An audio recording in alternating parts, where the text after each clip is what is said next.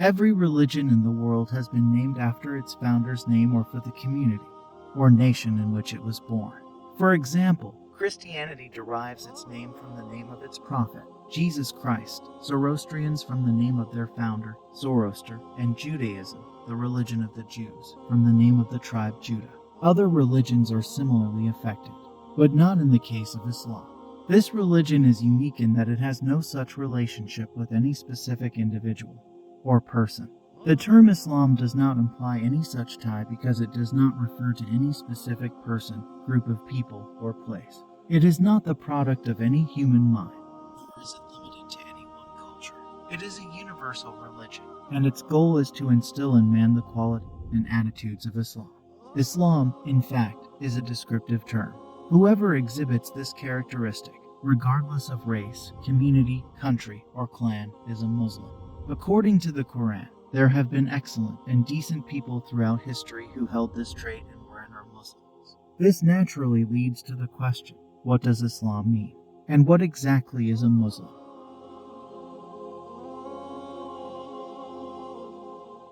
Islam is an Arabic term that means surrender, submission, and obedience. Islam, as a religion, stands for complete submission and devotion to Allah, which is why it is called Islam. Everyone can perceive that the universe in which we live is ordered. All of the units that make up this universe are subject to law and order. Everything has a place in a grand scheme that is working magnificently and superbly. The sun, moon, stars, and all other celestial bodies are intertwined in a magnificent system. They belong to an unchangeable law and do not deviate from their predetermined path. The earth revolves on its own axis, and the sun meticulously follows the course marked out for it in its revolution around the globe. Similarly, everything in the universe, from the whirling electron to the gigantic nebula, follows its own set of rules. Matter, energy, and life all have rules that govern how they develop, change, and live and die. Even in the human realm, the laws of nature are clearly visible. A system of biological rules governs man's birth, growth, and life. He obtains food from nature in accordance with an unchangeable law. All of his organs, from the smallest tissues to the heart and brain, are governed by the laws that have been set for them. In summary, ours is a law-governed cosmos, and everything in it is following the predetermined path. This strong, all-encompassing law, which rules everything in the universe, from the tiniest grains of dust to the beautiful galaxies in the high skies, is the law of God, the cosmos' creator and ruler. Because the entire creation obeys God's law, the entire cosmos physically follows Islam, because Islam means nothing more than obedience and surrender to Allah, the Lord of the universe. The sun, the moon, the earth, and all other heavenly bodies are thus Muslim. The same is true for air, water, and heat, as well as for stones, trees, and animals. Everything in the universe is Muslim, because it obeys God by adhering to his laws. Even if a guy refuses to believe in God or worships someone other than Allah, he is still a Muslim in terms of his physical existence. Every tissue of his muscles and every limb of his body followed the course specified by God's law throughout his entire existence, from the embryonic stage to the body's destruction into dust after death. His head, which he freely bows to other than Allah, is a devout Muslim. His heart, in which he preserves love and reverence for others despite his lack of genuine knowledge, is Muslim by intuition. These are all obedient to divine law, and their functions and movements are guided only by its injunctions. In a nutshell, this is man's and the universe's true situation. Let us now look at the situation from a different angle. Man is built in such a way that he has two different realms of activities in his existence. One is the realm in which he feels himself completely governed by divine law. He cannot evade it in any way or form. In fact, like other creatures, he is completely caught in the grip of the law of nature and is bound to follow it. But there is another sphere of his activity as well. He has been endowed with reason and intellect. He has the power to think and form judgments, to choose and reject, and to adopt and spurn.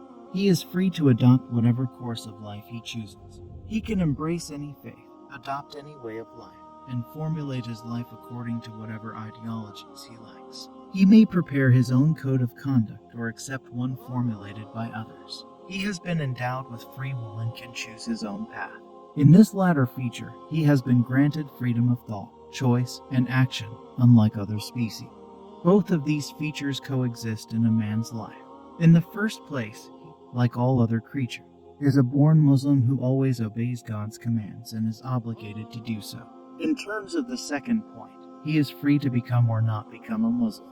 He has been given the freedom of choice, and it is how this freedom is exercised that divides mankind into two groups, believers and non-believers. A perfect Muslim is one who chooses to acknowledge his Creator, accepts him as his true master, honestly and diligently adheres to his rules and injunctions, and follows the code he has revealed to man for his individual and societal existence. He has, in a sense, completed his Islam by intentionally resolving to obey God in the arena in which he has freedom and choice. His entire existence is now one of obedience to God, with no conflict in his nature. He is a perfect Muslim, and his Islam is complete, for this submission of his entire being to Allah's will is Islam and nothing else. He has now consciously surrendered to God, whom he had previously unconsciously obeyed. He has now deliberately offered allegiance to the Master, to whom he had previously unintentionally owed it. His knowledge is now genuine, since he has acknowledged the one who bestowed upon him the ability to learn and know. Now his reasoning and judgment are in sync, since he has wisely chosen to obey the being who bestowed the faculties of thinking and judging upon him. His tongue is also genuine, for it proclaims its confession of the Lord, who gave it the faculty speech with conviction. He voluntarily and involuntarily obeys the laws of the same one God as the entire cosmos and all domains of life because he worships him, to whom the entire world is for him and he is for God.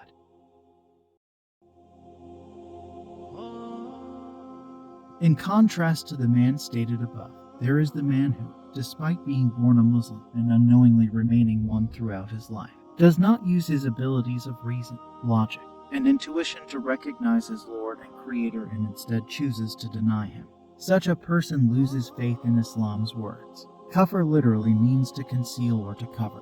The man who denies God is termed kafir, because his denial covers what is inherent in his nature, and embalmed in his own soul, for his nature is intuitively imbued with Islam. Every sinew and fiber in his body works in response to that urge. Every particle of existence, whether living or dead, acts in accordance with Islam and performs the task that has been allotted to it. But this man's vision is distorted, his intellect is flawed, and he is unable to see the manifest. His own character has been hidden from him, and he thinks and behaves in complete disregard of it. Kufr's nature causes him to grow detached from reality, and he gropes in the dark.